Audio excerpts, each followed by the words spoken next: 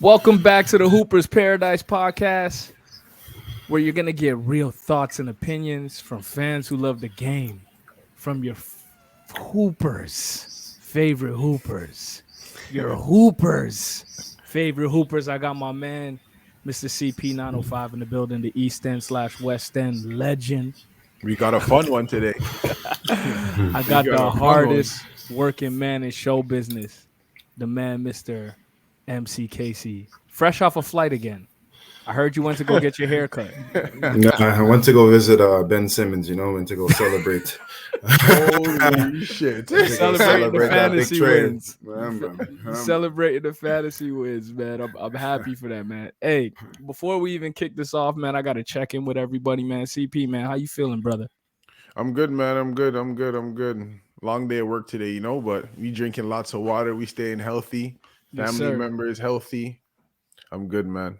How you doing? Casey, I got to go to Casey because I know he's feeling good, CP. This man's been on Instagram, Twitter, anywhere where there's a social media outlet preaching, trying to get Ben Simmons to play this year for his fantasy team. Casey, how you feeling today, man? Man, I'm feeling extra blessed, man. I get to drop some extra players, but outside of, fantasy and bringing it back to the real life, I'm feeling good. I'm feeling fresh. You already know me every week. I get myself lined up, ready to see clients over Zoom, So yes, I've been good. I've been blessed. With CP, man, I'm doing good, man. I can't complain. I was on the edge of my seat all day with this trade deadline. This trade deadline had me going in circles, running around, sitting on the couch on my phone like a teenage gal. Like, yo, bro,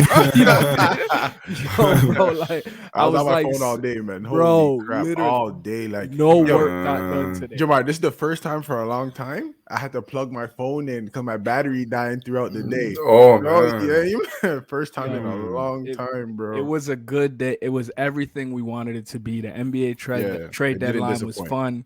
It didn't disappoint. And I think it's only right that we kick it off talking about what our hometown team did. The of Raptors. Course. We homers over here.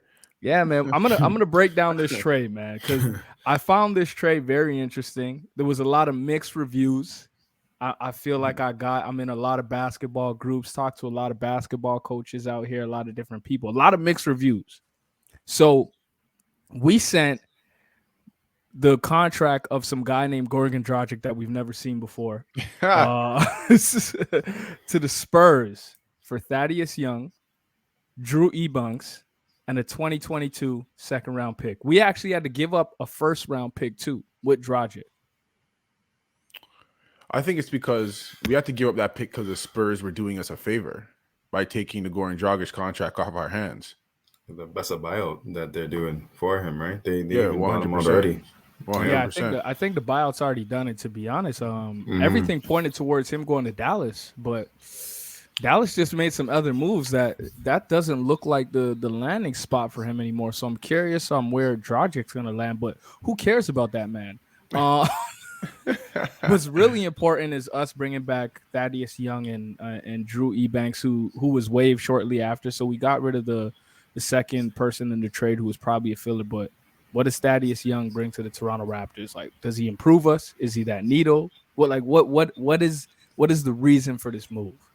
It was a financial move. Like, Thaddeus Young doesn't move the needle from the standpoint of more wins or losses in those columns. He more comes in there as a veteran leader, fit in with the locker room, helping, what Goran Dragic was supposed to do, coming off the bench. He wasn't supposed to be drinking cocktails in Miami. I'm trying to say crazy, hanging out on the beach while Raptors are warring. That's crazy, man. But yeah, so just provide that veteran leadership. Show the young guys how to do it. I think he's been in the year 12 years, 13 years, something like that. So he's been around. Has multiple contracts, so he's just able to provide that leadership for a young team. McCasey, I have a question to ask you about Thaddeus Young. Does he fit? Like, I understand the locker room, what CP saying, like another piece, but does he fit our play style? And is he someone that we can throw in meaningful minutes in a playoff game right now? You can definitely throw him in, and he can give you a strong, 14 to 16 minutes, right? When you think about Thaddeus Young, he's on the defensive side, right? So he's that go-getter when it comes to being on the defensive end, getting those steals, getting those blocks, and assist-wise, he's able to pass that ball as well, right? Rebound. So he's a defensive stat player that comes off the bench and gives the team more energy, right? And that's something that we needed off the bench. From I know we're Raptors or positionless basketball, but just putting him out there, he can be that. What is he, 6'9"? Yeah. He's about No, 6'8", 6'9", right? So that's another guy where it's just like, all right, well, positionless basketball, it doesn't matter about positions right now. Thaddeus Young, go out there and play the 4, go out there and play the 5. Sometimes, go out there and guard, one of the, like some of the best guys that are at the 3 or the 4 position, right? So I think a solid, 12 to 14 minutes in a playoff game, he'll definitely produce some good stats. He's well needed depth because as you know, we play on average 6 to 7 guys sometimes in a game. Yeah. And I think he's well needed depth. He helps with that veteran presence in the locker room. We got a really, really young roster. He fits our style of play. And in Masai and Bobby's style, I feel like it's going to be one of those trades where they get the mixed reviews. They get a lot of people upset, like, we did nothing. And we're going to look a month later and we're going to be like, always believe in Masai and Bobby. It always works out that way. Because it always works out that way with those guys when they start wheeling and dealing. So I'm very, very interested to see what's going to happen. But the Raptors were very, very quiet this deadline. Some people are happy about it. Some people are sad. But only time will tell. Where are we right now? Just to say this, Jamar, for Raptor fans out there, in a 7-game series, as much upside as we look at Delano Banton and say he has, you're going to lean more on Thaddeus Young in a 7-game series than you would on Delano Banton. And so he's there for insurance, and he's there to make sure that whoever comes in at the end of that bench that provides those spot minutes, they're productive. Yeah. Agreed. I'm with that. I love it. I like the trade. I don't love it. I like it. I feel like the picks that we gave up, it's maybe like a 10-pick switch because I think we got Detroit's 2nd-round pick. Yeah, so that'll be early. That'll be early in the 30s. 2nd round against probably early 20-round pick. And the way we draft, I'm not too worried. Yeah, for sure. So I'm happy with what we did. I'm not mad. We're playing good basketball, kept our core, everything that we kind of wanted. But the trade that happened a couple days ago, man. Talk to me. Talk to me, I'm still confused. That's why I'm saying, man, I'm sighing. I don't know how to feel about this trade at all. So the Sacramento Kings, on February 8th, I got to go down to the date because I'm still a little bit trying to figure this out, traded Tyrese Halliburton and Buddy Hield and the expiring contract of Tristan Thompson to the Pacers for Sabonis, Justin Holiday, Jeremy Lamb, and the 2023 2nd-round pick. I want your initial reaction, CP, when you heard the news of this trade. And leave the Raptors out of it, because I know the initial reaction is, why don't we have Sabonis? That was my dream pickup for the Raptors, but we probably would have had to give up too much. But to answer your question, I was shocked because it seemed as though Tyrese Halliburton was the beginning of a Sacramento core. Yes. I guess I thought wrong. I guess they more believe in a win now move to bring in Sabonis, and I don't maybe try for 9th. I mean, it's Sacramento. What can we say? What do you want me to say, man? It was the most Sacramento move that they could make. Like that's a good way to put it. It's Sacramento doing Sacramento things. It's like, we got this young, talented point guard. Let's trade him away. Wait, what? And while we give away our best asset, let's package one of the best shooters in the NBA into the deal. Let's not keep him for Sabonis. Let's package him into the deal and get rid of him. All they did to me was tie up their cap space for a treadmill team that may not even make the playoffs. Like, you may be a bottom of a treadmill where you're not good enough to get a top pick, or you're not bad enough to be, in the playoffs, but you're good enough to get maybe a 19th pick. Another role player we'll bring in and have them Casey, sit on the end of the bench. I don't please, get Sacramento, man. please make some sense of this trade, because I've been trying to make sense to it for a while. I think Casey likes it though. Casey, you like this trade? I like Sabonis. I mean, when you look at this trade, would you do Sabonis and Tyrese Halliburton straight up? No. I think that highly. I think Tyrese Halliburton is untouchable. Is untouchable, and I think he's an organization changer. I don't know about that. High IQ. The kid can move the ball. They said his jump shot wouldn't translate. It looks like it's translating very well, because on catch and shoot threes, I think he's shooting like about 42%. You know what, Jamar, you are right. He does. He's not a generational talent, but he changes your organization. Yeah, on the move threes, he's shooting it like crazy. He distributes the ball, and then when De'Aaron Fox goes out, the kid averages what? I think it's like 19 and 11. Come on, man. Okay, so what do you expect? Like, we're just talking here. So if in my perfect world, send away Fox, even though I know Indiana probably didn't want it. What are we getting in return? What was out there? Same thing. Do the same trade, except take out Halliburton, put in Fox. And now I'm happy with my core of Halliburton and Sabonis in Sacramento. Yeah. But the core, the age doesn't line up. Sabonis is a little older. De'Aaron Fox's prime more lines up with Sabonis. I think they're in the same age, if I'm not mistaken. Yeah. Okay. So what from that standpoint? Sorry, you could continue. What about who? Go ahead, Casey. No, so like these guys, like we're talking about Buddy Hield. The coach, I believe, wasn't playing him as much. He got out the starting lineup, so I know Davion Mitchell and Tyrese Halliburton were starting over Buddy Hield. So I think that was a time for him to be like, okay, you know what? It's time for me to get out. There was obviously a lot of rumors of him going to LA, but LA don't have no assets to be able to trade anything. So at this point, I think that's an opening for Buddy Hield in Indiana to say, all right, well, I can spread my wings. Let's see what Indiana has to offer. That's so. Casey, when you're getting paid $100 million, you're coming in with an expectation. Unfortunately, Buddy Hield's not going to be able to meet that expectation. Will then make his contract look like it's a bad one. It's tough. I get that he carries a lot of value as one of the best shooters in the league. I get that, but he's so bad defensively. Yeah, it's just not enough. No, not at all. It's not enough. I don't like the trade just because they got rid of Tyrese Halliburton. Congratulations to the Sacramento Kings for continuing to be the 10th seed in the Western Conference for the next couple of years. I'm proud of them. And their books are all tied up. I mean, But I like what Indiana did. They bring in Halliburton, who I think is a good starting point for our organization. They got a bunch of picks.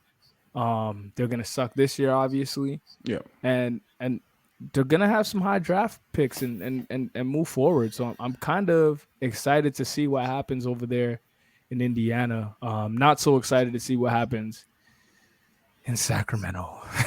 I won't lie to you. I can't remember to watch last Sacramento game I've watched. I've watched some. I really like the Davion Mitchell kid. Kid works hard. Everything that you would want in a guard in the league right now. Works hard, defends his position. I think he's going to be a high quality defender in this league. He'll make a couple all defensive teams. If he improves his jump shot, gets some better pace of game, he can be an elite guard. He can be in the conversation, I think. Yeah, but how old is he? Young, maybe 20, I think, 21. No, he was 4 years in school. He stayed 4? I thought he stayed 2. No, he was 4, so he might be 23, 24 years 23, old. 23, yeah. So he's turning 24. Yeah, he might be. I still like him though. No, he's good. He's good. I feel you. But to me, he looked like an elite backup. I get why they why you're saying now why they went with getting rid of Halliburton in terms of what matches their age at the moment. Halliburton's 21 years old, and I just can't imagine Indiana wanting to take on the De'Aaron Fox contract. No. Yeah. It makes a lot of sense when you think of it like that. And if they wanted Sabonis that bad, you got to get rid of who I thought was the best player on their roster. Not right now, Jamar. No, he wasn't the best player. De'Aaron Fox was the best player right now, but But next year, the year after, would the changing of the guard would have had to happen? I think so. Okay, fair enough. So Trailblazers, who finally have gone into blow up mode. You Where it sure? looks, You sure? they have a weird way of saying they're building around Dame. But the Trailblazers broke up the relationship with CJ McCollum. They traded away Larry Nance Jr. and Tony Snell. And they got back Josh Hart, Nikhil Alexander Walker, who is now in Utah, um, Thomas Sadaransky, and they got a 2022 first round pick protected, 2026 second round pick, and a 2027 second round pick. Your initial thoughts, McCasey, on this Trailblazer move? I think they could have gotten much more for CJ McCollum. I know they got back a first draft pick. Josh Hart's he's just a hard worker. Nikhil is a young kid. Thomas Sadaransky, he's not even there anymore. Yeah, the Pelicans won this trade. It just beefs them up in order to make a push for that play-in. Yeah, I don't see. I don't know what they're gonna do with Lillard.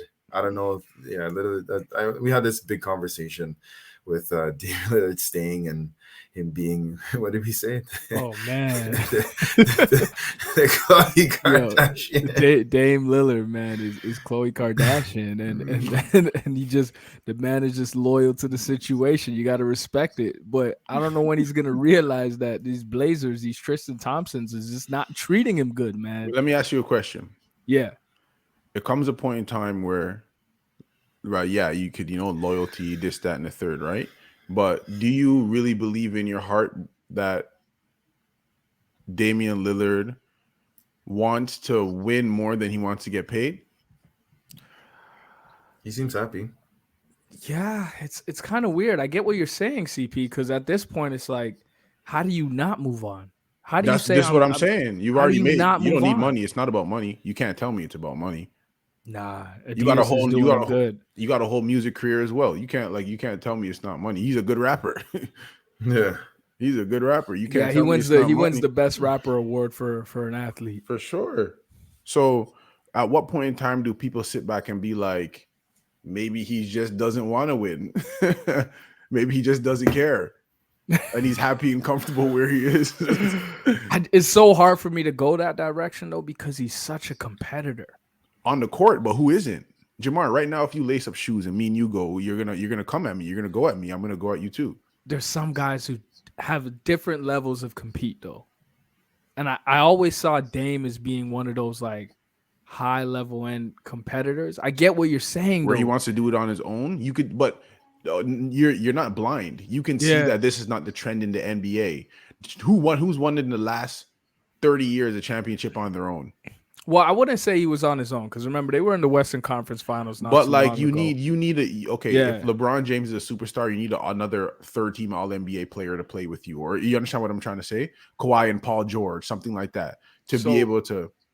Is it fair to say Dame does he lose that superstar kind of like platform? Is he a superstar? Is he before pre-injury this year? Because we understand he's playing through injury. Did you consider him a top 10 player in the league?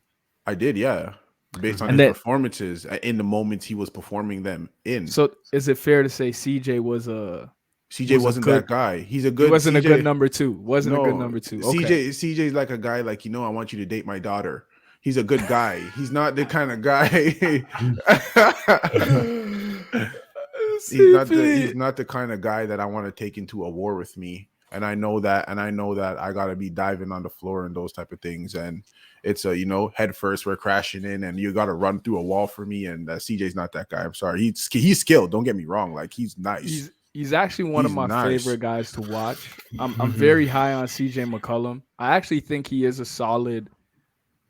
I can't say he's a solid number 2 on a championship team, because we've seen this happen over the years, and I call him the player who has been in the most trade rumors for the last like 7 years. Like, I can't even think of how many times I've gone on Trade Machine and just thrown CJ McCollum in a trade to try and break up Dame and CJ because I just don't think it works. And But they're two of the same players. yeah, I just don't think it works. But I don't know, man. I know McCasey's also a big fan of CJ, man. With like, don't get me wrong. Like CJ, are you happy to see him? I want to ask Casey if he's happy to see him in New Orleans though, because that is the one thing. Because as a fan, it's a different look. It's a different look. When we look back at New Orleans, what are the guards you remember, right? You remember they got Devontae Graham over there. They had Lonzo. Who else did they have from before? I still don't get why they gave him up for nothing. They're not going to pay him that. Yeah. This small is market.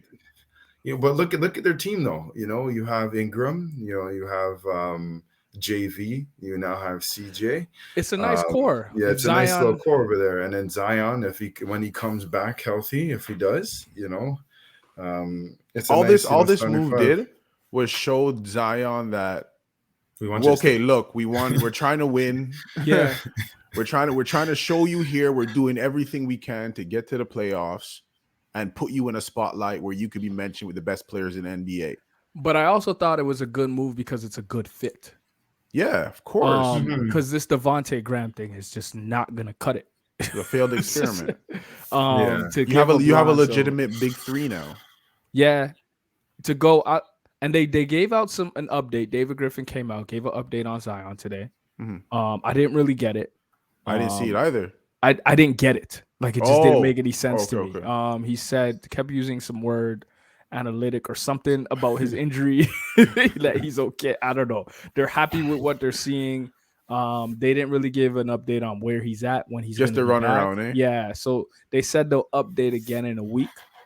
How he's doing and maybe give us a better timeline on things, but I think he's going to play this year. I think that move is telling us he's going to play this year. What's because the point? They're close.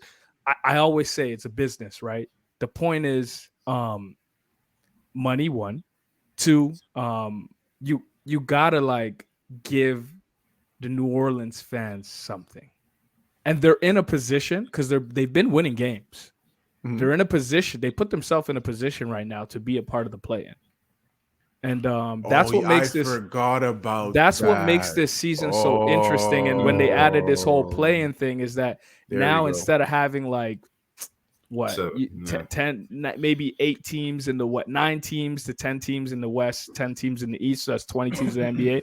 You kind of have like 24, 26 teams going after it. Like, I can maybe sneak in that 10 seed. So you're right.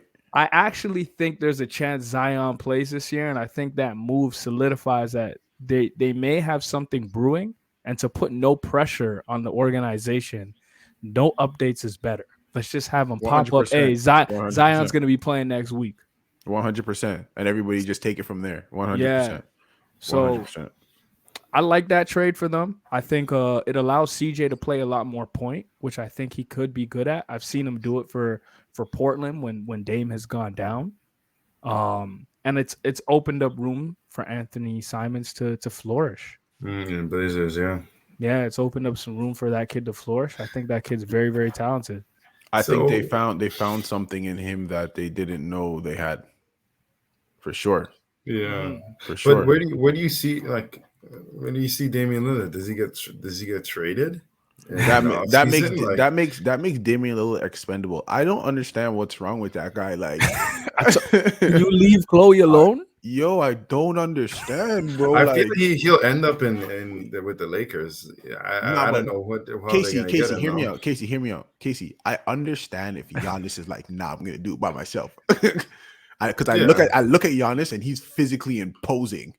I get that. He could throw how much the man had 56, 19, and 12 in the finals. Yeah. He playing with some Damian ballers, Lillard needs to go to New York. I don't know, go somewhere that needs a point guard that has an established core that you could Boston. Ooh. Like go some. Oh my goodness! But Damian Lillard can demand if he says, "Hey, I don't want to play for this team anymore. Trade me." They will. They have a lot of respect. They'll do that. They got the respect. They'll move on. They'll do It's what like they a have Kyle to do. Lowry kind of Raptor situation, Yeah, for sure, you know. for sure. But for now, he's just gonna play Chloe and he's just gonna relax, play I his don't role. understand. I don't understand what's wrong with that guy, man. That man came out and said, "I'm at peace." That means the money's flowing. I'm here. I'm at home with my lady.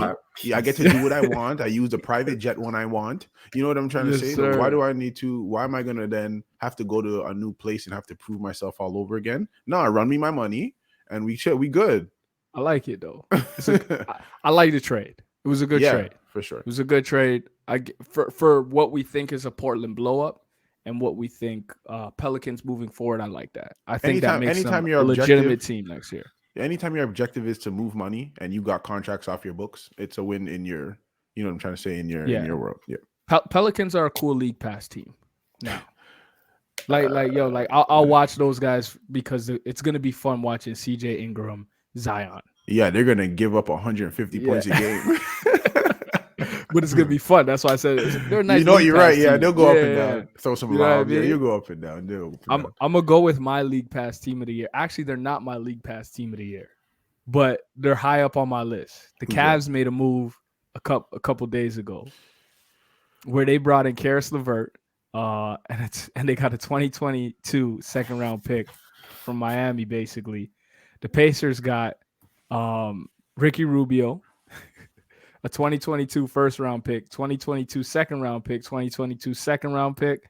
That goes to the Indiana Pacers because Indiana Pacers are having a fire sale, as you could realize. Shout out Call of Duty. Yeah, shout out Call of Duty. Yo, like they selling everything for cheap. They on the corner like one of them New York dudes selling DVDs. No, they're not. How is Indiana selling for cheap if they just received Halliburton? Yes, that one makes no sense to us though.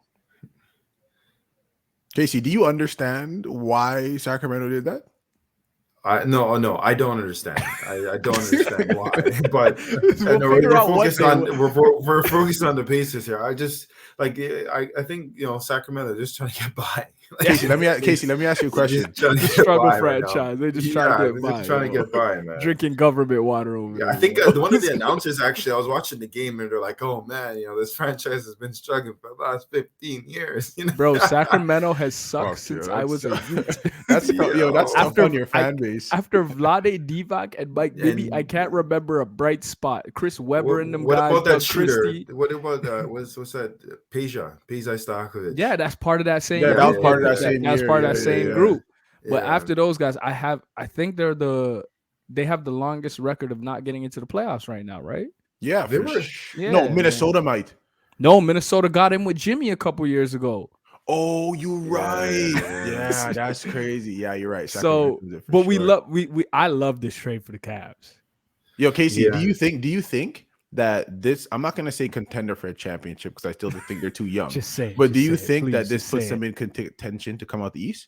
Yes, I love that you said that. Huh? The Cavs are The contenders in Cavs? 2022 To come out the without East. LeBron.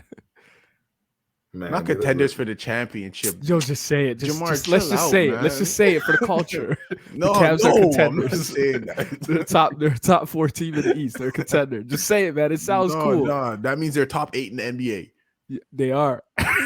I believe that, but they're not a championship contender. Okay. Top 4 in Casey, the NBA. answer the question. Answer the question, Casey. If they can gel, man, that's a top 3 team, man.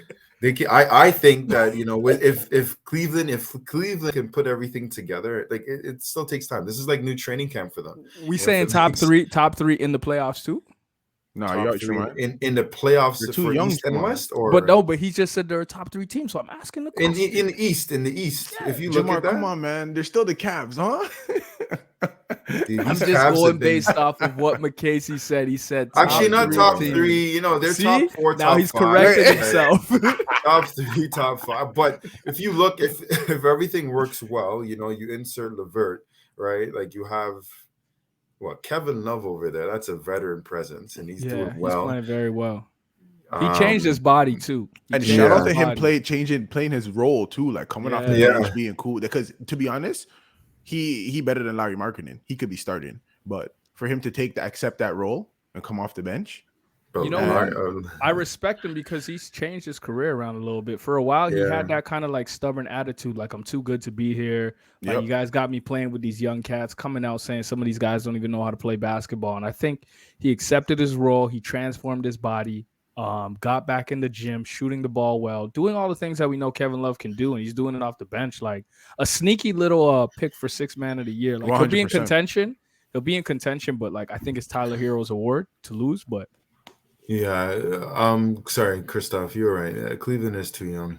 They're too young. Yeah, they're too young. Yeah, they're too young. They're Yeah. fun though. It's like it's fun to It's a watch. fun team. You don't want to. You don't want to see them in the second round.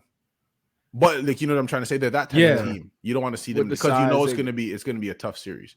They got Jared Allen playing good ball over there. Darius Garland looks incredible. Evan Mobley. The only thing I'm concerned about is this is just me. Karis LeVert, very talented. Has never shot it very well from the field for his career. Always been like a high volume scorer. He's pretty good in the pick and roll, but at times I kind of feel like he's a ball stopper. But okay, here's my thing. I kind of agree with the ball stopping. Yes, But I think he was brought there to be more of a facilitator and a playmaker to free up Darius Garland. Yes. To come off of a lot of screens and a lot of pin downs. And they got a lot of big bodies there that can create a lot of space for Darius Garland. And listen, man, him playing off the ball a little bit will make his game that much more better. You're reading my mind because I'm a big Darius Garland fan. I think it works well. I think he's gonna fit well. I'm just saying based off of what I've seen before. Yeah, I saw Karis LeVert as a little bit of a ball stopper, high volume scorer, but he won't be asked to do a lot of those. That's things. why, and I think that'll be the difference. And I think he gives them an option with 3 minutes left. I need a bucket. Oh yeah, high volume moments, bigger size than Darius Garland. You know what I mean? He's a bigger guard. I think, and no offense to Darius Garland, I think just when the moment gets too big, I think Karis LeVert would be more up for taking that shot. Yes. No disrespect to Garland. No. That man's an all-star this year. Yeah, I'm excited. I'm happy for I'm just happy for the Cavs, man. Yeah, I'm just happy for the Cavs. That's team of the year. I just hope that it's not a repeat of Atlanta Hawks. I hope it's not a little Cinderella story or a repeat of the New York Knicks, and it's like the second year now. Now the jury's out, you know. I hope they're really young though, and that's what concerns me. I like that move though. I like it a lot. I'm happy for that team. I like the move. I think Karis LeVert's a good pickup, and it solidifies their core because he's under contract. Bro, Milwaukee Bucks are nice, actually. Are you looking at the roster, Casey? He started to catch up, saying, "Yo, I really put those guys 3." Yeah, no. Oh man. Yeah. No. Man. That's why I asked you that question, Casey. They're top. To be honest with you, they just like in each playoff. Yo, let's not forget Philadelphia just made a move, eh? Yeah, right now they're in the East is tougher than the West. The East is crazy. That's not even hot anymore. But if people still try and push that narrative like the West, the West is a 2-team race, maybe 3 because of Memphis. Yo, the East is crazy right now. The East is more exciting right now. It's more exciting as well. Most of these trades are Eastern Conference teams kind of like making big changes to the roster. They're trying to juggle. It's a chess match. I'm gonna throw another trade at you guys. All right, what's up? I'm going to throw out Kristaps Porzingis going to the Wizards. Did you call him Christoph? Yeah. Kristaps. It's because you're the legend, dude. Kristaps Porzingis going to the Wizards. And the Mavericks are getting Spencer Dinwiddie and some guy that they gave money a while ago to shoot named Bertans. I'll be honest with you, I don't understand what the direction Dallas Mavericks are going in. It doesn't make no sense. You have Jalen Brunson there. You have Luka there. You still have Tim Hardaway Jr. You bring in he's out for the season. Oh yeah, Tim Hardaway Jr. is out for the season. He got hurt. Oh, okay. But still, Spencer Dinwiddie is a guy that needs the ball in his hands. I don't understand the direction they gave. Who's their big Dwight Powell or Maxi Kleber? Like, I don't understand.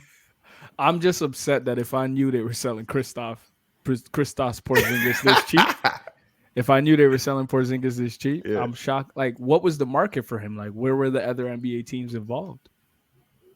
Because whenever trades like this happen, like trades or signings like that, where it's like, what was the market? How did nobody else get in on this?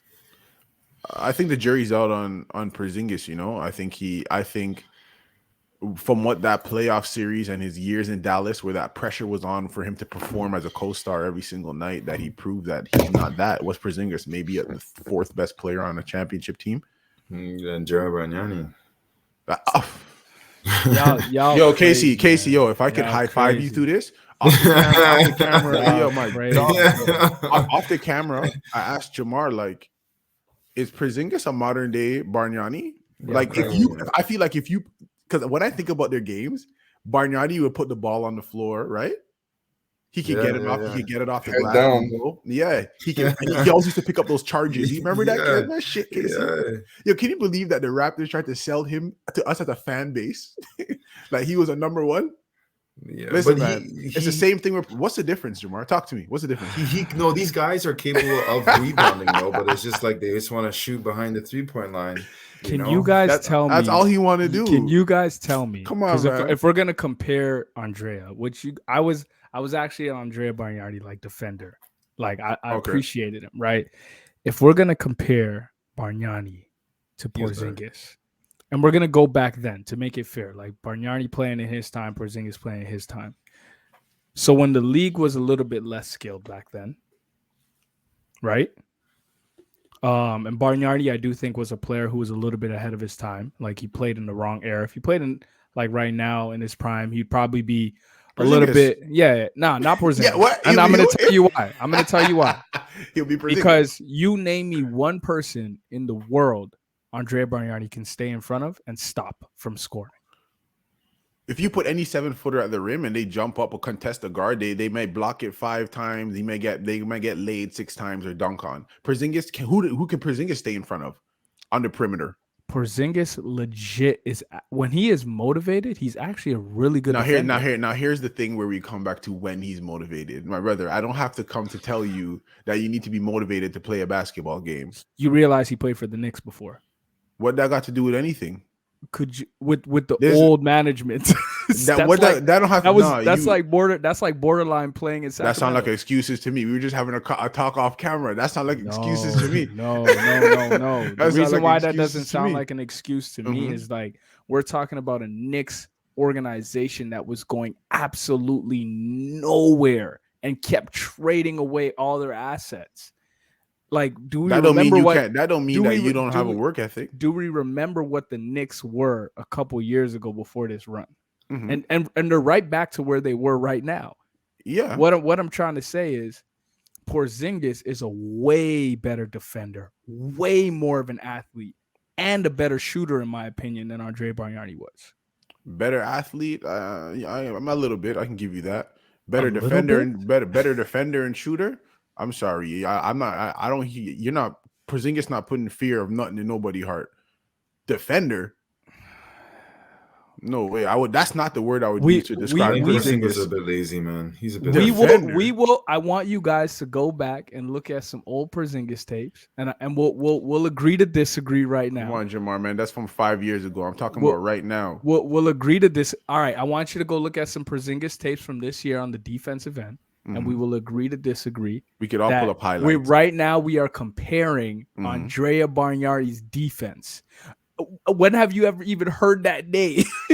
Besides, I agree. I agree on the defensive end, but, like, you give Porzingis the ball when he's in the paint, like, he'll miss a layup. Do you remember who Andrea Bargnani?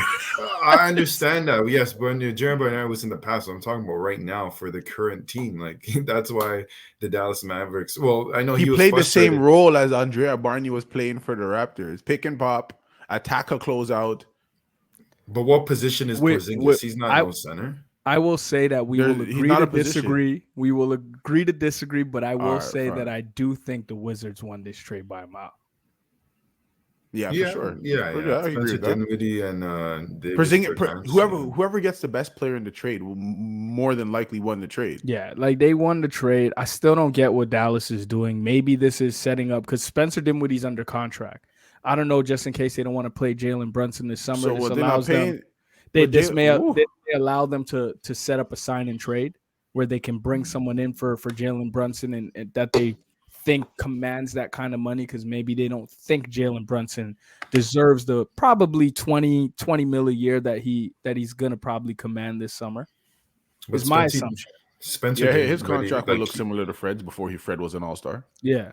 Spencer Dinwiddie though, like he wasn't really meshing with those guys in the Wizards. He said he came in and tried to be a leader, and they weren't feeling him. Yeah, so I beg. Let's go. I'm gonna throw in some quick sneaky trades here, just because they're going to title contenders. That the Phoenix Suns quietly messed around and got Torrey Craig from Indiana for some cash. Good wing defender. Yeah, and they traded away Jalen Smith, a big that they probably didn't need a lot of depth in.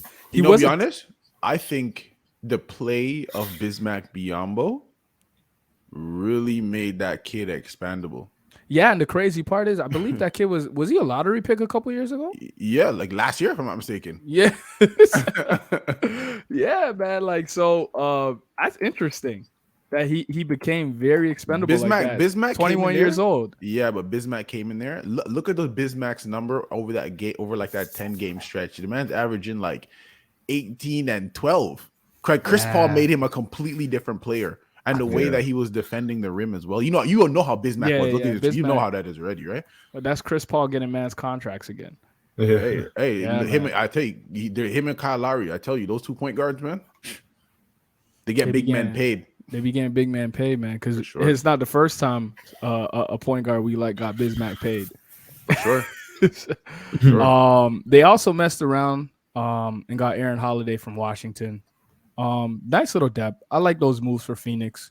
Probably the best team in the league that doesn't really get talked about. But nice quick little sneaky moves that I wanted to just bring up quickly. Yeah, that Aaron Holiday is insurance for campaign, just in case his consistency kind of wanes and that type of stuff. Yeah. He get too ahead of himself. Yeah. You pipe down a little bit. The Charlotte Hornets made a move that I know McCasey really liked. Weird, did you really like it? Well, you just gotta get the hero out of there. He's another guy. Brought in the Charlotte Hornets brought in Harrell from the Wizards.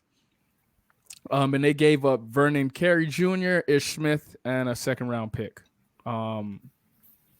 Seems like another win now move, another guy that's gonna get up and down the court and spot minutes. LaMelo can throw lobs too.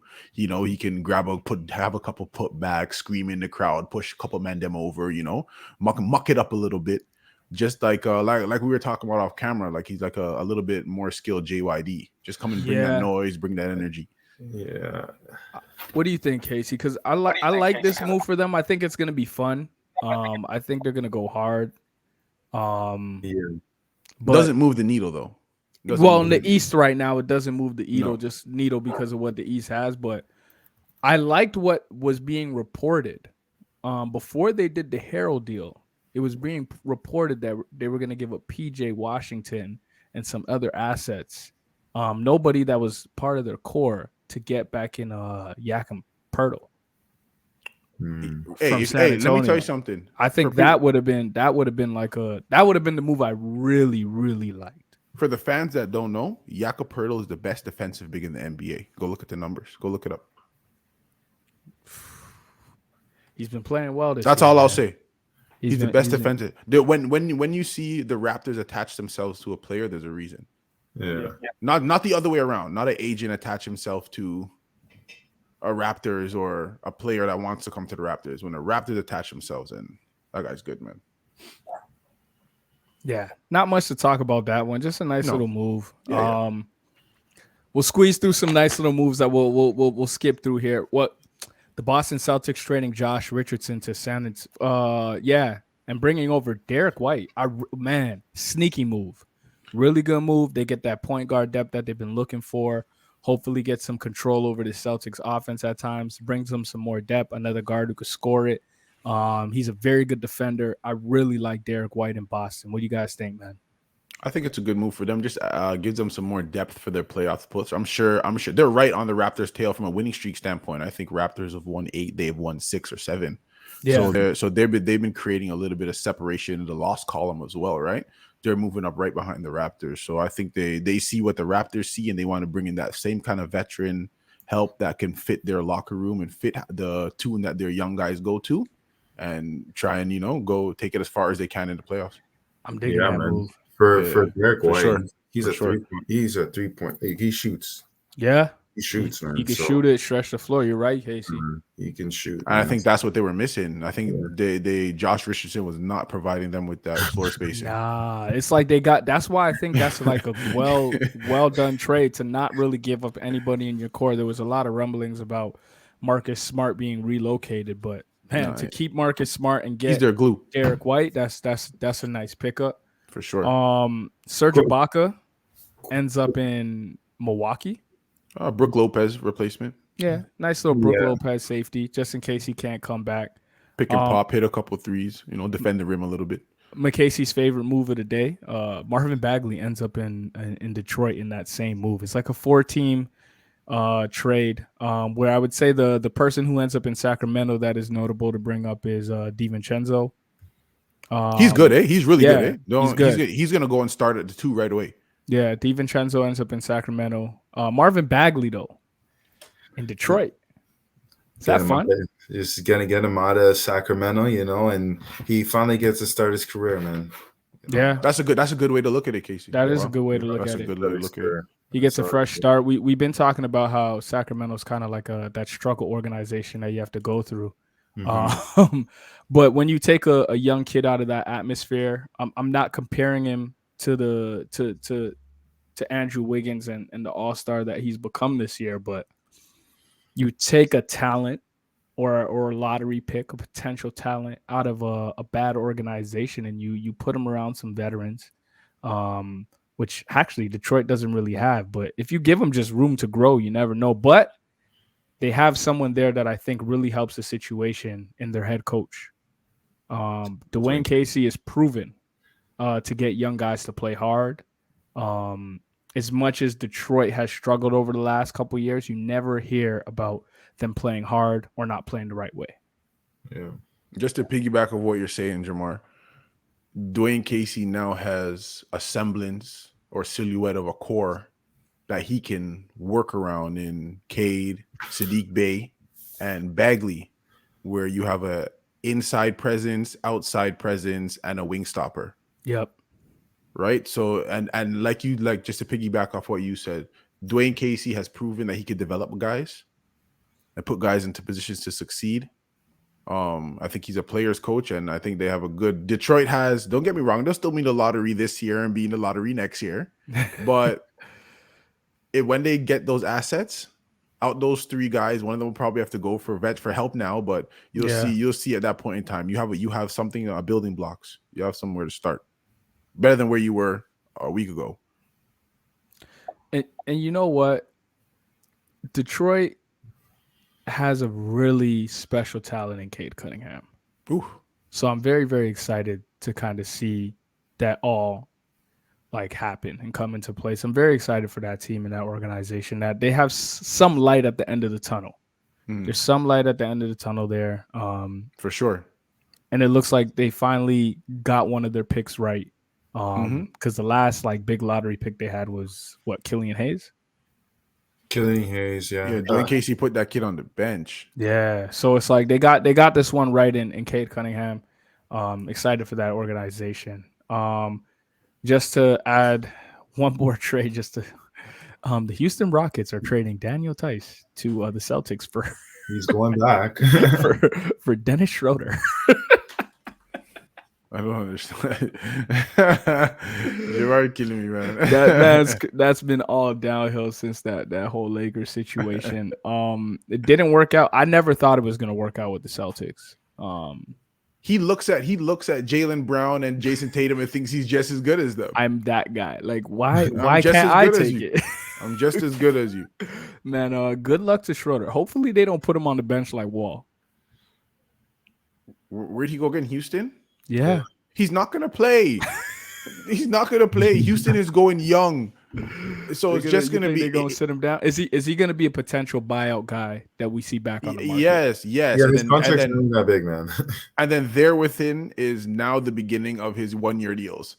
Yeah. Boom. 1-year deal, minimum contracts, and then he's gonna go from team to team until he's out of the NBA. He should. I mean, hey. I think he's a good buyout candidate. So yeah, for sure, if he gets bought out, where does he go? What team needs his assistance? Because to me, it's a title contender who needs some like quick scoring off the bench, or it might just be a team who needs some scoring off the bench. Clippers. Clippers need a point guard. But is he gonna go there and look at Kawhi and be like, nah, watch out, yo? No, I was gonna say something that was gonna frustrate you guys. What's that? Toronto? What? Off the bench? He doesn't fit. Can we get some He don't fit. A little bit of scoring? Because just his personality and I know us as homers, we look at the Raptors one way, but Americans still look at Toronto a certain way too, right? Yeah. So he's gonna come here and automatically think I'm bigger and better than this organization. You could already right away. It wouldn't work. No. Absolutely not. Absolutely. We're gonna get to the big kahuna of the day. Yeah. Casey got his wish list. Ben Simmons is playing basketball. Yeah. His fantasy team is good for anybody who's been following. Casey finally got Ben Simmons playing because shockingly, the Brooklyn Nets traded James Harden to the Philadelphia 76ers, and they got back Ben Simmons, Seth Curry, Andre Drummond, and 2 first-round picks. I'm going to need your initial reaction, McCasey. Holy, initial reaction, like straight up. I want it raw and authentic. To be honest with you, I was jumping up. I was just like, I even had, here we go. We got a shot at immunity. But that's a nice shirt, Casey. Jumping up, I was like, yeah. And then Sherry was just like, my girl's just like, hey, did we win the lottery? No.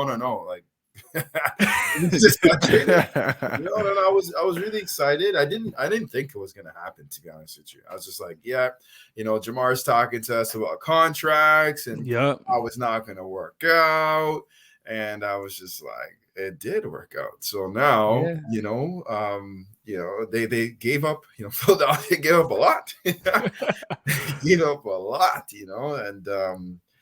I was actually excited, man. You can see my face right now. I'm proud of them. It's exciting. Like obviously I was watching, Brooklyn before, but now when you see them, it's just like, those stadiums are going to be sold out with Simmons coming to town, and then they also have to figure it out, But as I said, it's Ben Simmons, 6'10", being able to dribble. Kevin Durant. Why would you trade that guy in the same division? That's what I don't get. That's what I've been trying to explain that to people. I don't understand. Is what I don't get. This is what I don't understand about this trade. Is I get it. Ben Simmons is not playing for you. He's not there.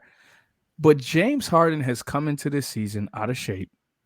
He's aging. He's getting older. Mm-hmm. I'm not saying like James Harden has fallen off a cliff, but it's not like he's an NBA All-Star. Yeah, he's not a person who takes care of his body.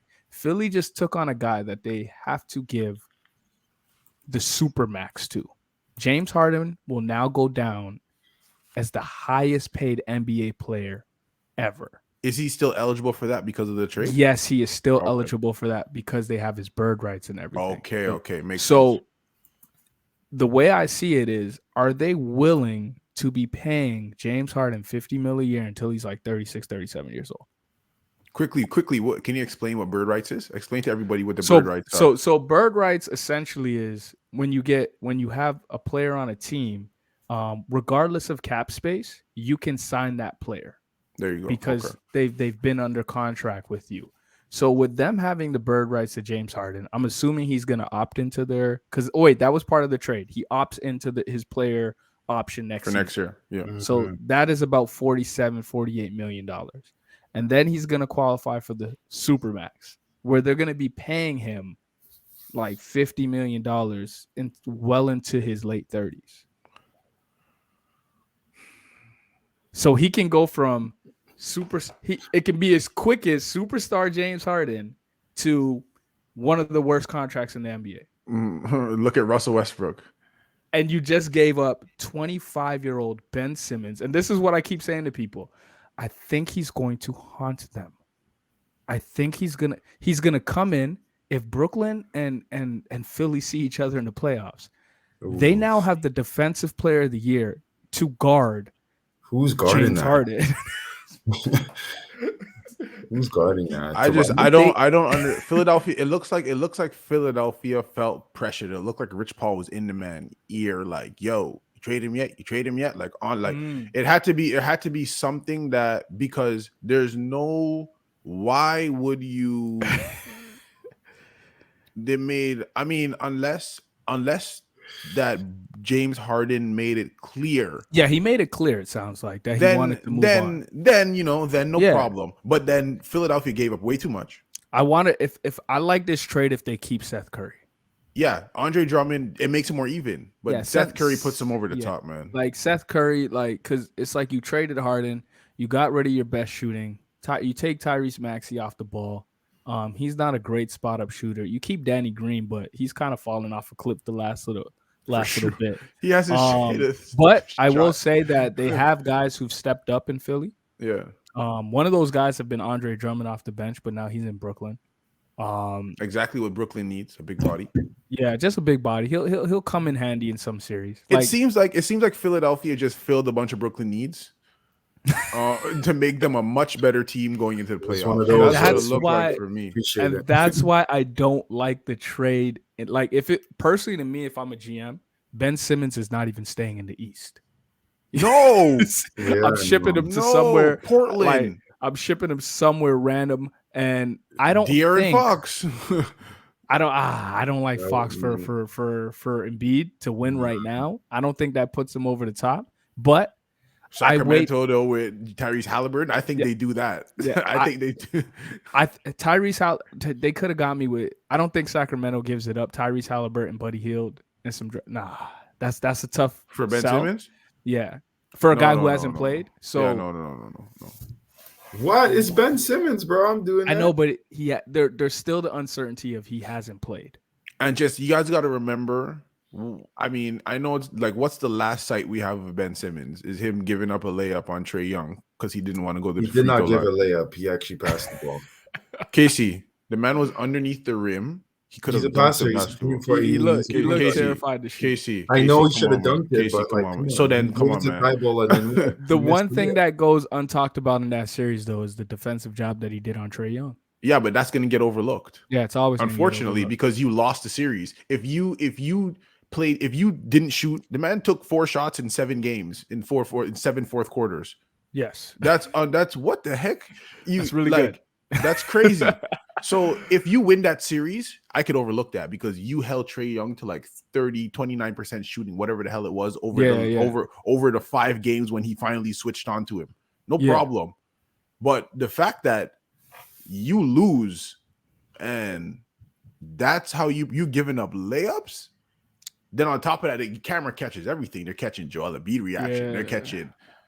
Then they're gonna go. That's on the media. That's on the media too, man. Those guys should know. Like, not the reaction.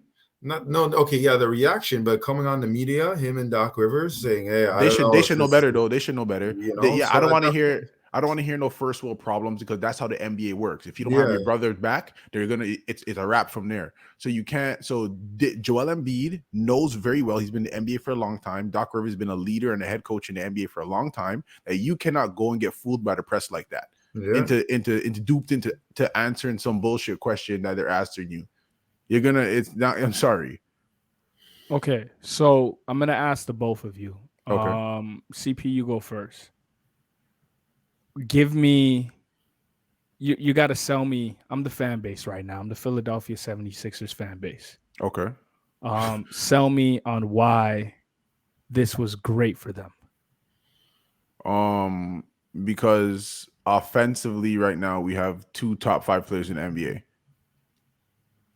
We have enough wing defenders in Danny Green, Matisse Thybulle, Tobias Harris, and even Tyrese Maxey can switch onto a bigger guy. You could call him a defender, guard, wing defender, whatever you want to call him, Yeah. right?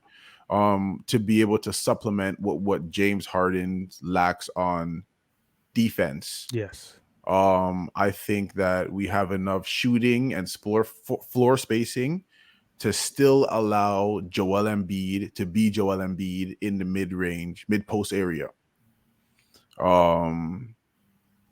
Defensively, with that type of team, I'll be honest with you, like it just comes down to your heart and your will and your competitive fire in that moment, like your will to win in that moment. In a 7-game series, in a game 6 or game 7, coming down to crunch time, James Harden's not going to watch somebody dribble past him and go do a layup like he would in a regular season. So it's just a matter about your compete level. Like, you know, those fake narratives we don't want to deal with. He's not going to do that as a competitor. He may do that in the regular season at game 29. Who cares? Right. But I think Philadelphia is better today than they were yesterday. Of course. But what's confusing is because normally who gets the better player wins the trade. But even though James Harden is the best player in the deal, I think that Brooklyn got a player that's a better fit for KD and Kyrie's game. So both teams won. Yeah, I agree. McCasey, I'm now the Brooklyn Nets fan base.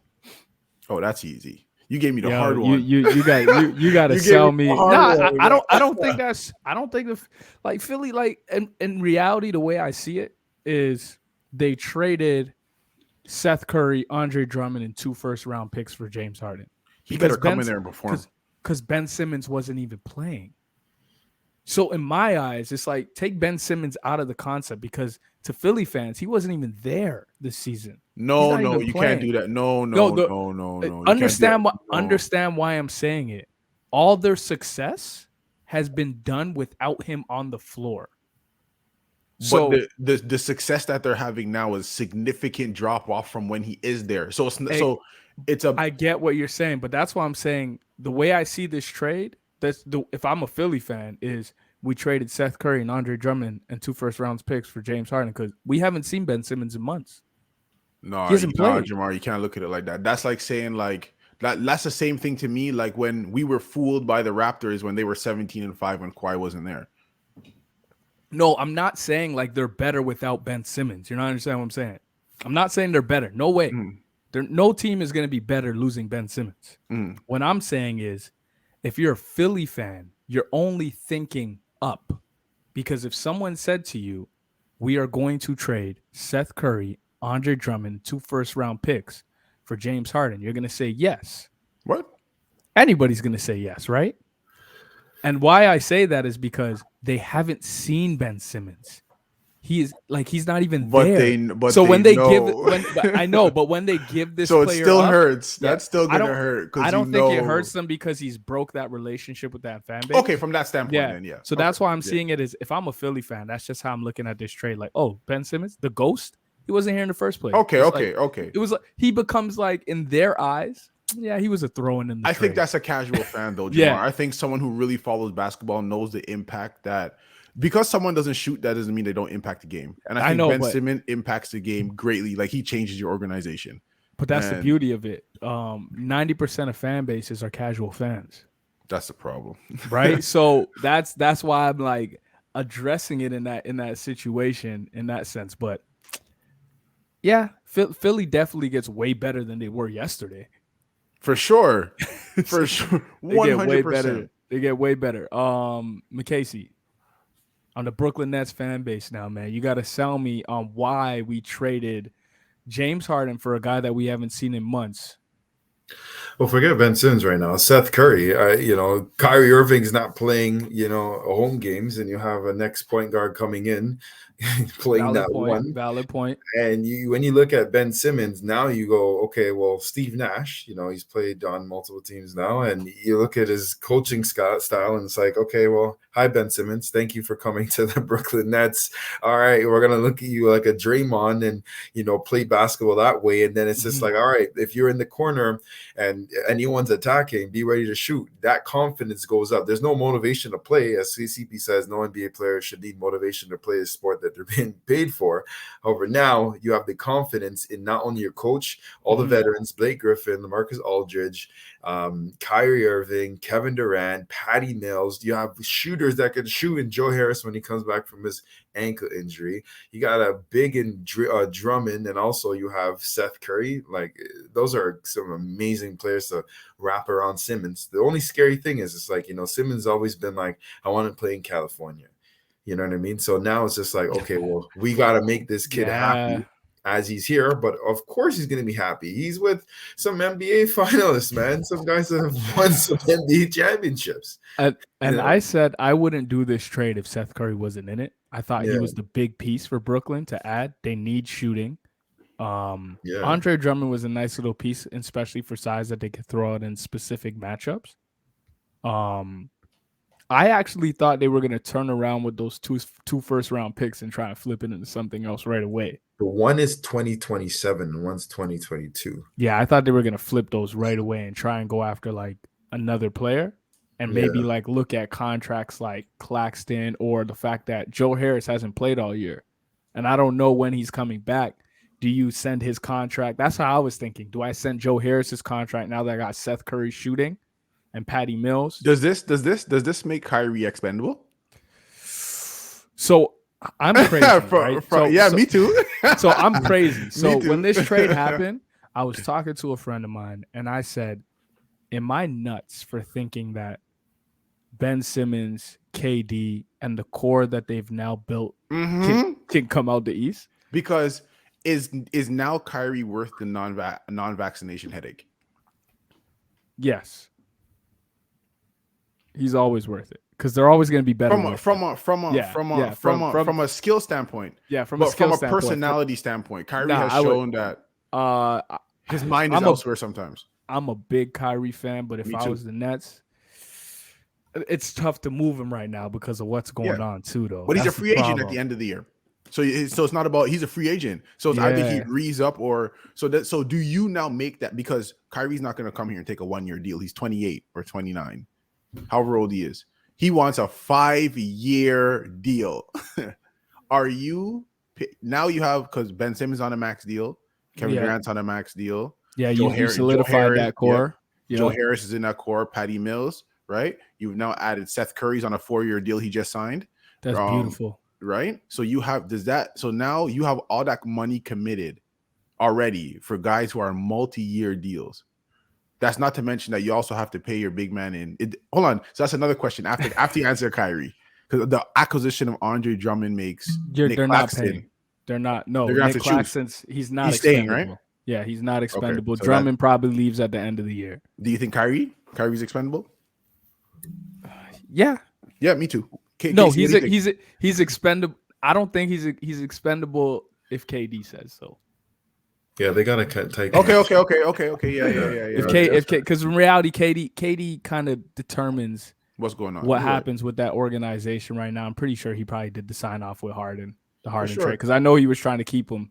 They were throwing mad shade at Harden on the All-Star pickup. That's crazy. No, but he showed love. He said, "Yo, I'm happy for all my brothers, man, regardless of what happens." So KD, he said the right thing. I think KD sneaky realizes like Harden's my guy, but you think so? This is a good thing for us. Man, because I'm just thinking we talk about how this is going to work with Philly. That that pick and roll with Joel Embiid and James Harden is going to be ridiculous.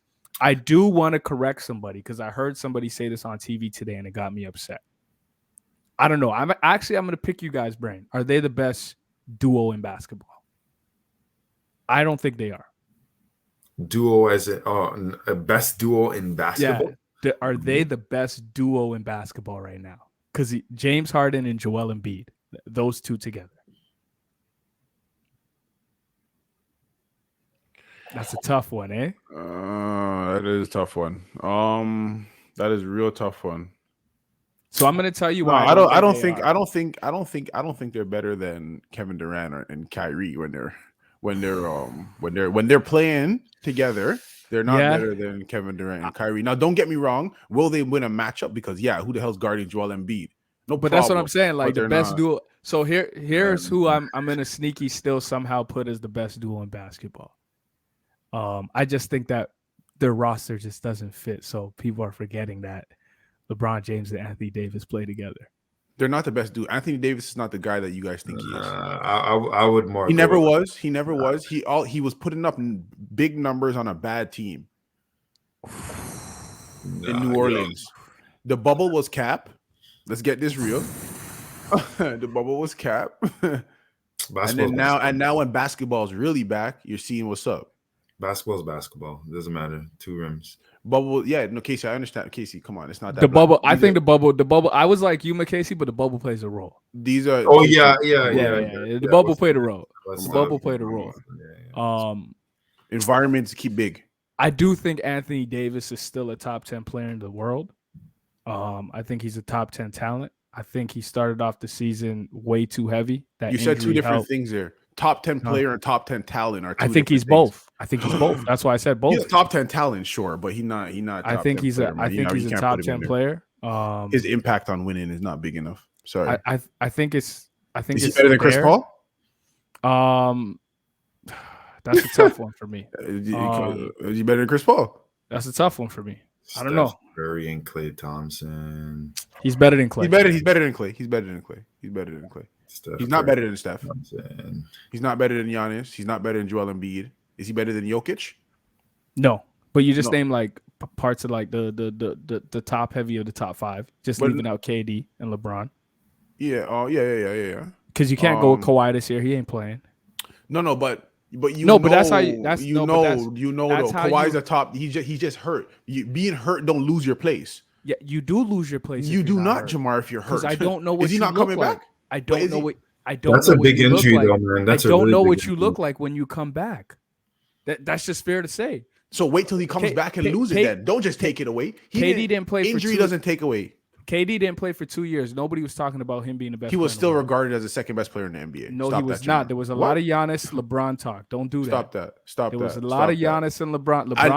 When and KD was always out, KD would get the honorable mention until he comes back. If KD was healthy, he would be number 2. That's what they would always say. But it goes Giannis, LeBron. Until I see Kawhi Leonard, he's not in it.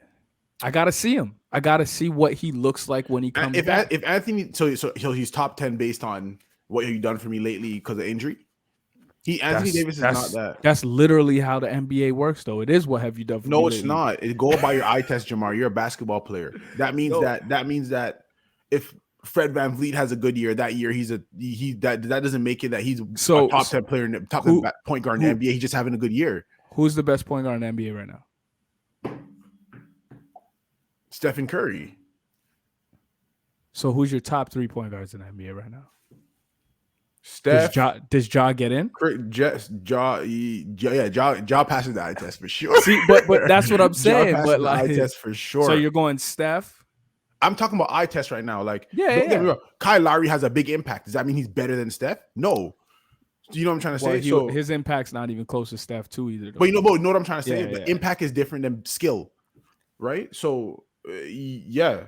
If you can name me 9 guys right now that you think are better than Anthony Davis, I'd be impressed. All right. Right now, you want me to try and go through it? Yeah. So let's go through the 5 obvious ones. Because my bad. You got to name 10. You got to name 10. Giannis, that's going to be tough. Yeah. It's going to be tough. But the man might still be a top 10 player. He just came out. To me, he came out with we were talking about him. Is he better than Bradley Beal? Years. Yes, that's not even a conversation. Bradley Beal, that's a joke. Are you joking, right? You're joking. No, Lillard's better than him, though. Is he better than Lillard? A healthy Lillard? Lillard is over Anthony Davis.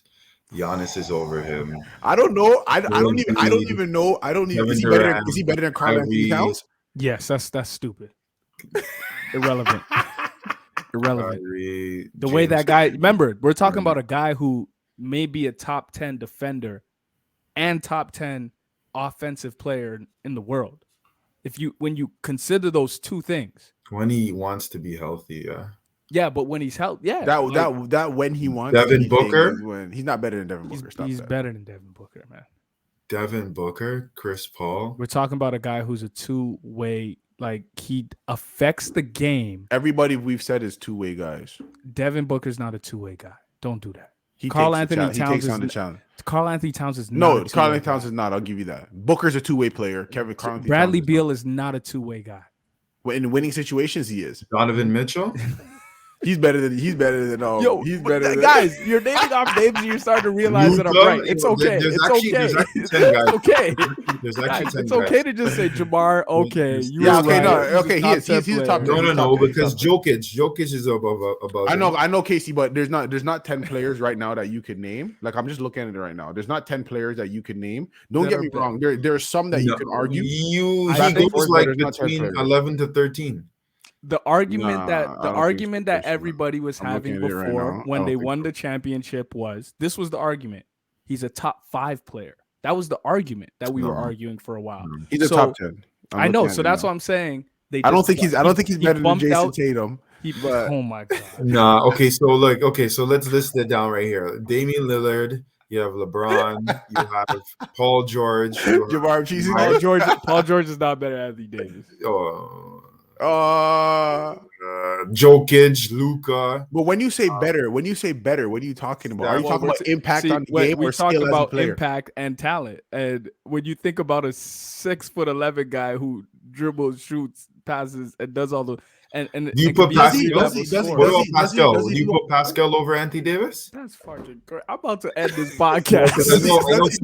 know CP, so I want to know. Do you put Yeah, Casey, you're not far off. Let me just say that. I know Jamar, you're not far off. You're not far off. There's a lot more that goes into being a great basketball player than just being able to pass, dribble, and shoot. If that's your criteria Hear from me what out. Anthony Davis is being as a top 10 player, then no, sir. Okay. So How hear far me is he out. from So hear me out? out. Hear me out. I'm gonna ask you guys something. I'm not gonna put any names on anything. Okay. If somebody told you that they have a 6'10", 6'11" guy Mhm. who can pass, shoot, and dribble. You keep saying wait. that. He can pass, shoot, and dribble. You keep saying And that. on top of that, Yeah. he is probably the best defender in the NBA. Oh my God. What would you say? Of course I would take it, but you're not describing Anthony Davis. You're more describing Giannis. Or Jokic? But You're that's not the describing Anthony Davis. All right, guys. Fair enough. But he's a top 10 player. We'll I'll agree give you to that. I'll disagree. give you that. He's a top But- 10 player. But there's a difference. Squeezes like 10. There's a difference in the top 10. He's a like- top. Okay, this is what I'll say. He's a top 3 person in terms of affecting the game on the defensive end. We're talking about a guy who guards 1 through 5. Does he? I mean, He switches out on guards. Well, you Yes. used to play. We're talking about a guy. If you go watch the bubble a couple years ago, that's the man who was switching out on Jimmy sometimes. Like we're talking about the a guy who bubble guards. was cap. So you're telling me Anthony Davis can't switch out on guards? So you have Giannis, top defender. Pat Beverly.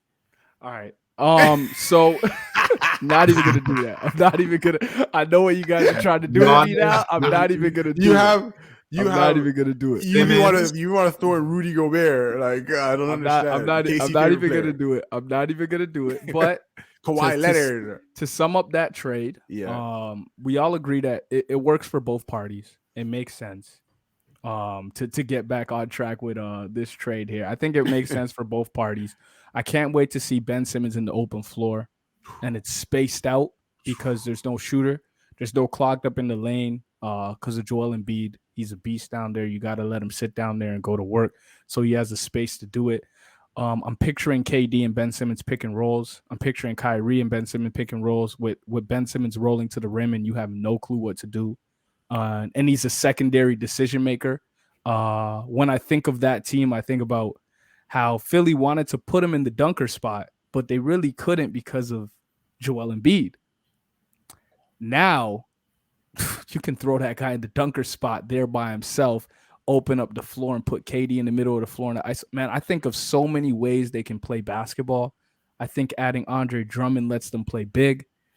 Claxton gives them that switch ability with some size. Aldridge gives them that pick and pop to still stretch the space the floor. And when people want to go really small on them, they can play Ben and KD at the 4 and 5. He's the ultimate utility knife. Like, yeah, he's a Draymond Green on steroids, I guess. Yeah, it's really fun when you think about the basketball aspect of it. For sure. Like, them on the court together, if it works, it makes so much sense.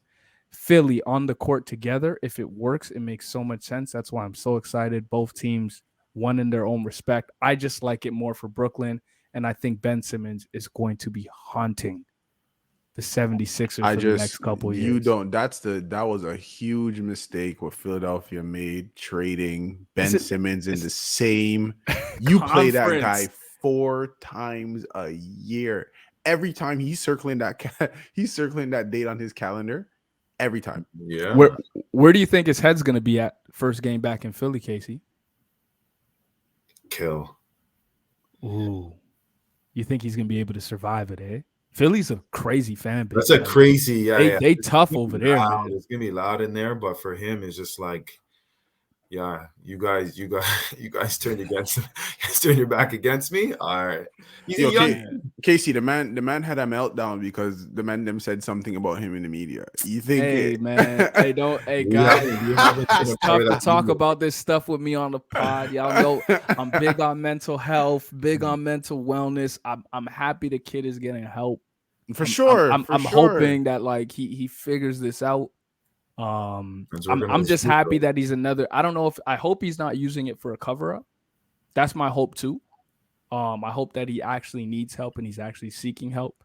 I'm happy that he is speaking out and standing up for himself. And if some things went wrong in that organization between him and them, and he didn't feel comfortable anymore, kudos to finding a way out. If not, and he did it ignorantly and is just being a stubborn little baby, then I'm very upset.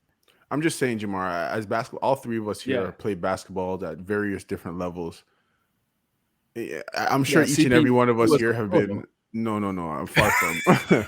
I'm sure every one of us here have been yelled at or talking to a type of way in some type of capacity from the coach. Did you ever one time to sit there and think to yourself, now maybe they may have first world problems or prima donnas or whatever names you want to use, but did you ever think to yourself to be like, no, I'm not going to come back and play here because the coach? Well, you know what? I've thought of that, but the reason why we can make those decisions is because we didn't have contracts and we didn't sign things. That's the only thing that I'm upset about Ben Simmons about is that he signed. If he knew that you weren't feeling not having the ball in your hands, the stuff going through Joel Embiid and all that stuff, why sign the extension? No, I think he thought he was able to work through that. He thought he was able to work through it. I think is when they went and talk about him and and that type of stuff in the media, and they don't have his back, and you're showing when he passed up the dunk he had on Trae Young, Joel Embiid throwing his hands up in the air and that stuff. But he's seeing all that, so I think that from there he's like, yo, you know what? I was already skeptical, but I was willing to make it work, and you guys are going on that type of way. Okay. So you know what? I'm out. So I don't blame him for that. No problem. Yeah. I don't blame him for that. I just think Philadelphia got fleeced. There was no reason, no rush. Like, what happened to all that shit they were talking in the beginning about? Oh, this can go on for 4 years. This is what they were waiting on, though. To be fair, like Daryl Morey was waiting that type on of player. James Harden. I get it. If it, like you said, if it was up to me, I thought the better fit long term moving forward, not having to pay that guy to supermax James Harden. Because I wouldn't want to pay James Harden to supermax if I'm them, but unless he proves to me next year that he's back to the James Harden he was in Houston. I was more so about waiting it out. And top of my list for that team was Damian Lillard, see what he looks like, and Bradley Beal. And then so James Harden was ranked third on my list in terms of who I want to see in Philly. Okay, this question's off topic. Yeah. So are you pro players seeing their way all the way through to the end of their contract, or are you okay with guys demanding, I don't want to be here no more, and being able to move on to a spot of their choosing while being under contract? I think it depends on the situation. Okay. I don't like I said, I don't like the way Ben Simmons did it. Okay.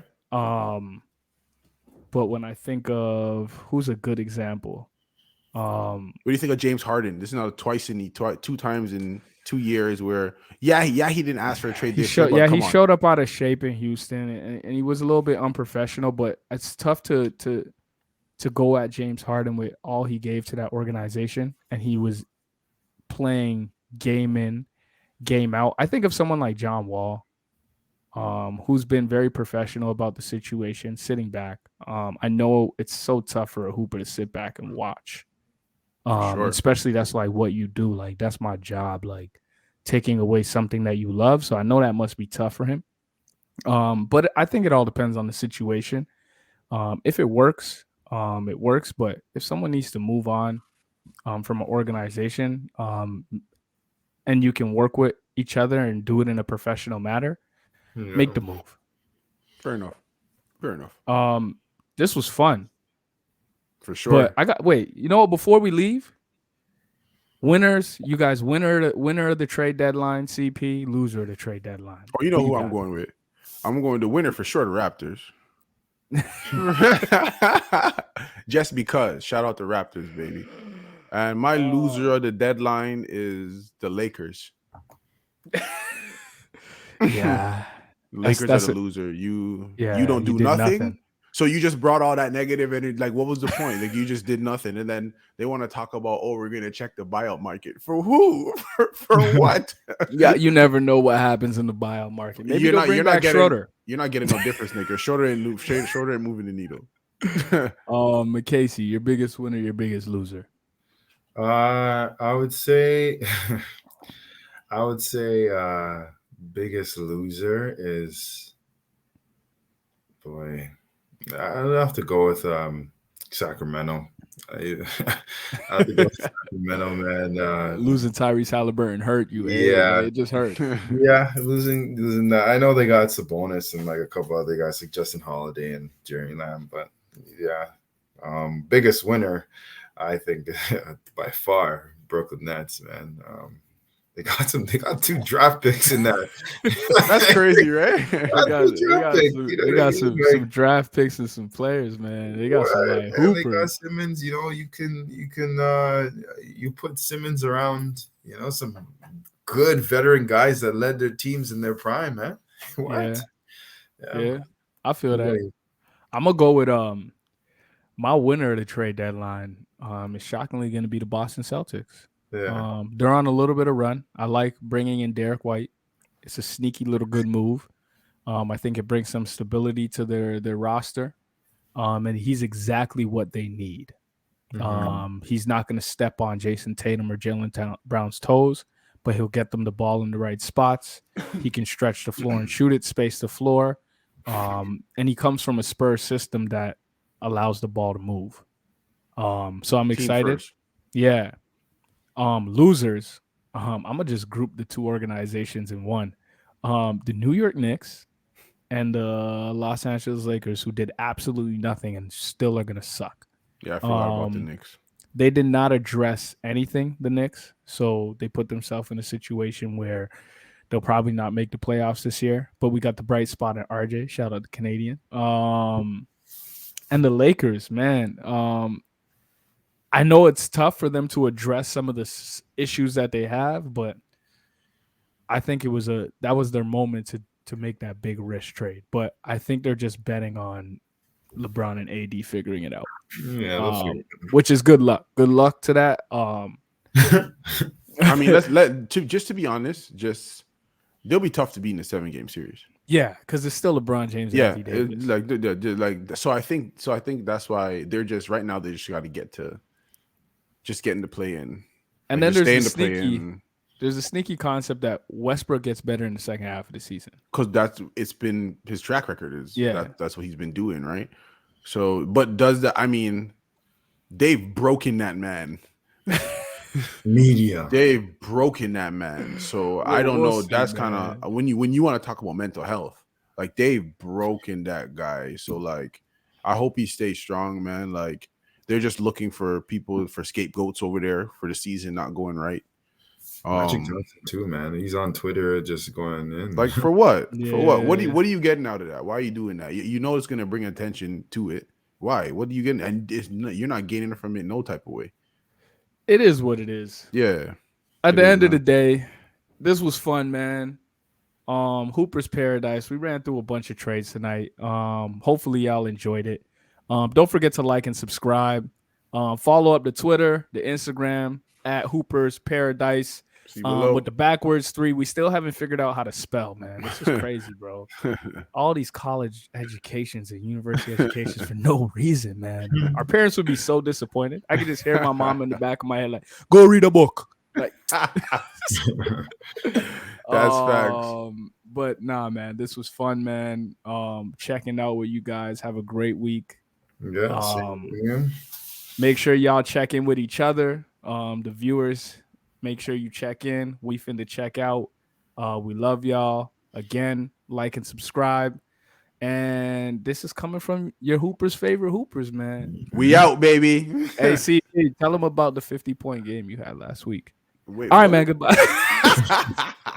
All right, man. We out. Later.